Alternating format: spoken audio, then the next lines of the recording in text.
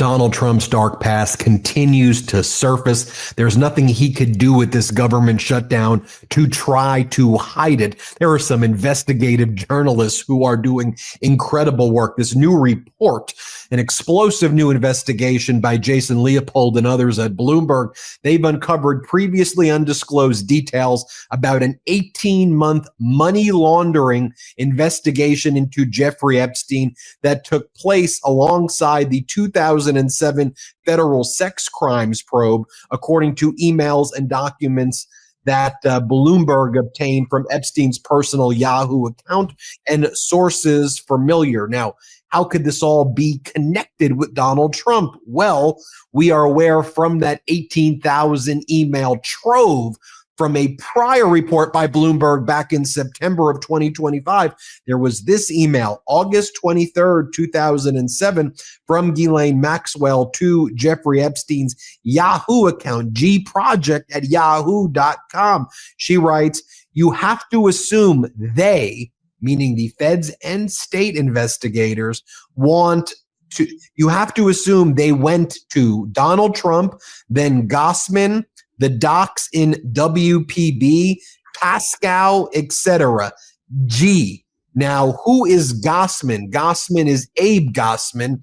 Gossman sold Donald Trump the West Palm Beach, WPB, West Palm Beach property in 2004 that Jeffrey Epstein introduced Donald Trump to. Epstein told Donald Trump that he wanted to buy that property in 2004. Then at a foreclosure auction, Donald Trump bought it from Gossman's people from underneath Epstein for like $40 million. And then a few years later, Donald Trump sold it to a Russian oligarch for like twice, almost 3 times as much. I mean, Trump sold it, I think, for like $90 million. And it's curious that Ghislaine is linking Trump and Gossman. And one of the issues about the falling out between Epstein and Donald Trump that many speculated, Michael Wolff, Trump's biographer, speculated about this. And you had, at least according to Wolff, this is something that Epstein had told him, that Epstein was in a fight with Donald Trump over Epstein making accusations. Hey, how'd you flip this house so quickly with this Russian oligarch? When I was going to buy this for $35 million, you screwed me out of all of this money. And one of the things that Epstein had always wondered is arising out of a financial crimes investigation, or arising out of the investigation into Epstein as well that led to the 2007-2008 federal investigation and the non-prosecution agreement that Epstein signed, is who was telling on Epstein? And Epstein always wondered, because of all the stuff that Trump knew and their friendships and what they all did together, is it possible that Trump was one of the people who was actually telling the FBI because Trump was worried that Epstein was going to talk about the curious and speculative, bizarre nature, or question marks, we'll just say, surrounding the purchase of that property from Gossman, and then the sale to the Russian oligarch that netted a huge amount of money for Donald Trump right here. You all know by now Julie Brown. She's been on the Midas Touch podcast. She was on this Epstein beat, broke a lot of stories. She talks about this Bloomberg piece. She goes, great story about how Florida prosecutors let Epstein off the hook, not only for abusing children, but also for possible financial crimes. While we knew they were investigating money laundering back in 2007, details of this part of their investigation had been scant. These emails show that Epstein was sweating it out. And also from this Jason Leopold investigation, we've seen, and from the New York Times work as well, that they were able to get their hands on court documents this past week detailing the scope of the 2007 investigation. Here, for example, is Bear Stearns' internal record about a subpoena it received. And it talks about how on August 27, 2007, members of the firm's litigation departments spoke with United States attorneys. And it talks about how Bear Stearns received a grand jury subpoena from the United States District Court for the Southern District of Florida. August 15, 2007, the subpoena sought all documents referring or relating to Jeffrey Epstein from January 1st, 2001 to the present. Additionally, the subpoena sought all employment records maintained at the firm for Epstein. And from what we're hearing as well, at least the actual day-to-day prosecutors of that office, the ones who would have reported to the United States attorney at that time, Alex Acosta at that time, they thought that there was enough in the financial crimes to go after Epstein. But Alex Acosta, who ended up becoming a United States attorney, or rather Alex Acosta, who was the United States attorney, who led the Department of Labor under the first Trump administration, never prosecuted that either, in addition to entering into the sweetheart deal. And then the oversight Dems posted, new reporting directly contradicts what Alex Acosta told our committee recently at the deposition. We must get the truth and facts about Acosta's investigation into Epstein's financial crimes.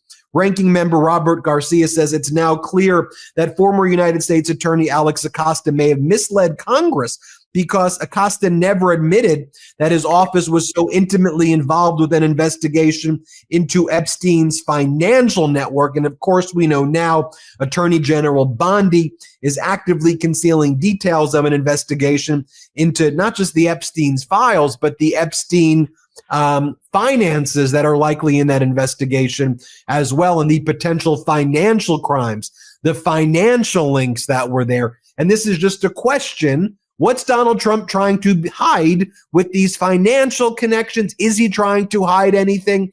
These are the answers that we need to know. And is this what's in the Epstein files as well, in addition to the other stuff? Let's bring in Harry Litman from the Talking Feds YouTube channel, Talking Feds podcast, and Talking Feds Substack. Whoa, Harry, you know, they say follow the money, follow the money. And oftentimes the answers to these are money related also, and Epstein's network, financial network, with very questionable aspects of who's funding this guy, how this guy with really no financial background become this financial advisor to all of these people, and how to even make his money. No one even understood. Is that what's in the files that's also protecting rich and powerful men that Trump wants hidden, and maybe Trump's own involvement there too? What do you make of all of this, Harry?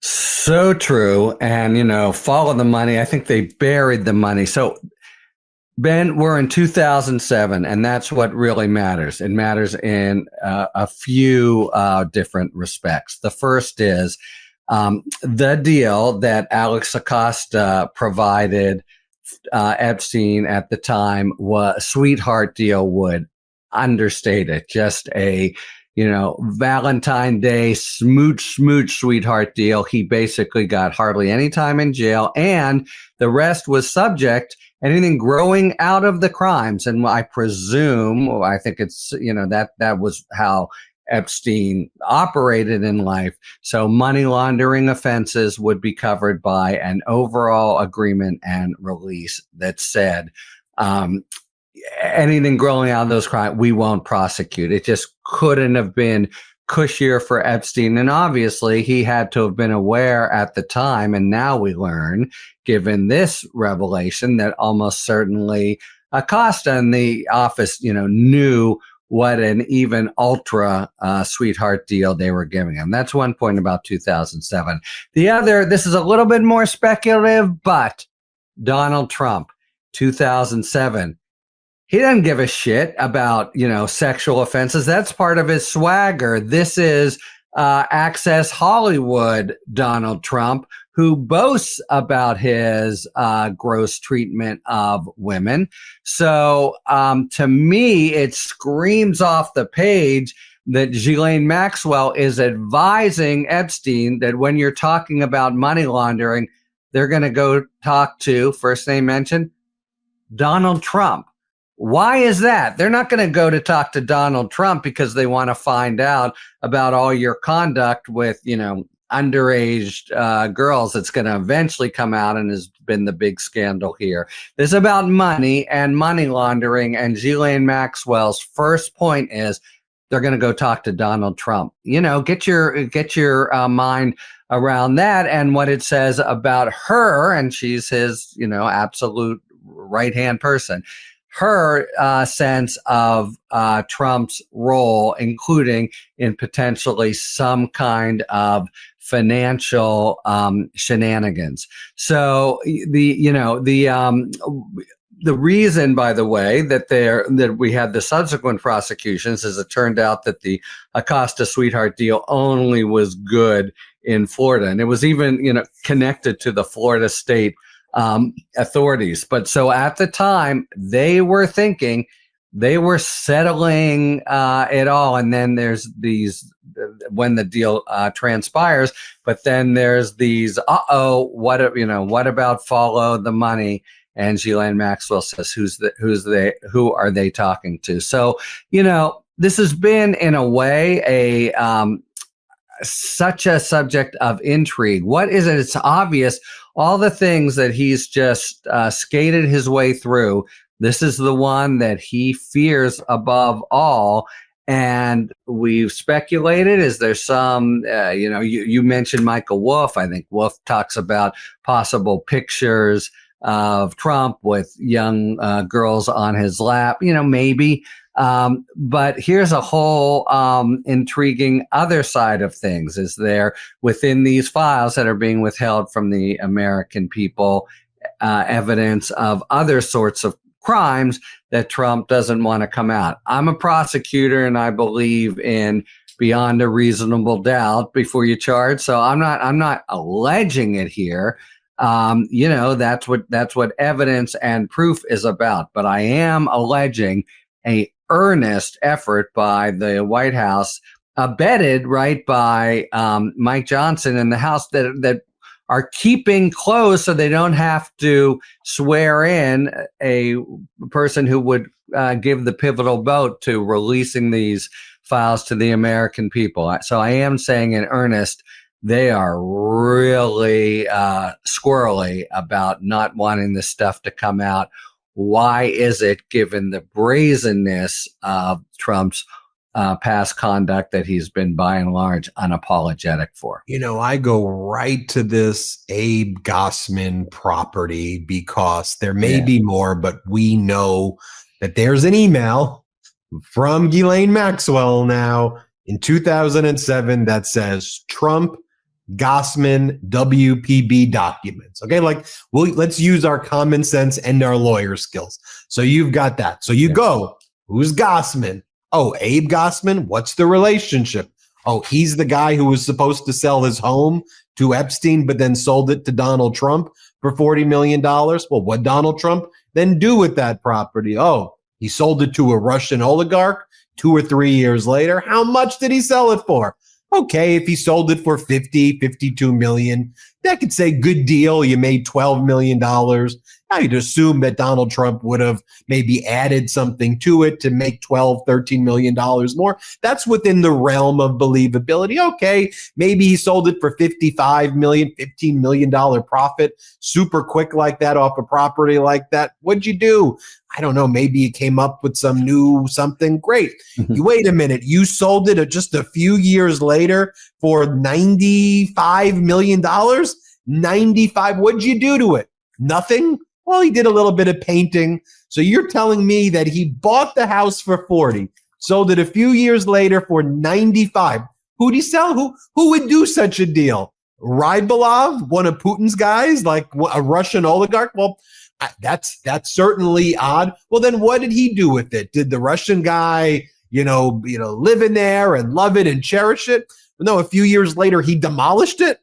Oh, that doesn't make much sense. So what I'd want to see, I could ask the questions. I'd want to see in the file, did Abe Gossman get money back from Donald Trump? And I don't know, but what was there any there? I don't know. Did Epstein get any money from this, from going away? I have no clue one way or the other, but I'd want to see it. That stuff could be in the files. What did Donald Trump do with this property? Did Donald Trump speak at all with the FBI regarding Epstein at all?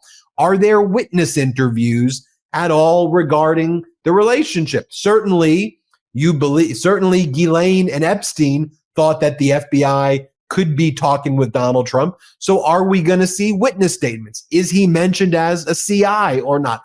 Let me be very clear. I don't have these answers, but if you were to think about, and I'm giving you as a lawyer who represented lots of people in the back in my past, what would someone like Trump be worried about? What would my clients potentially be fearful of coming?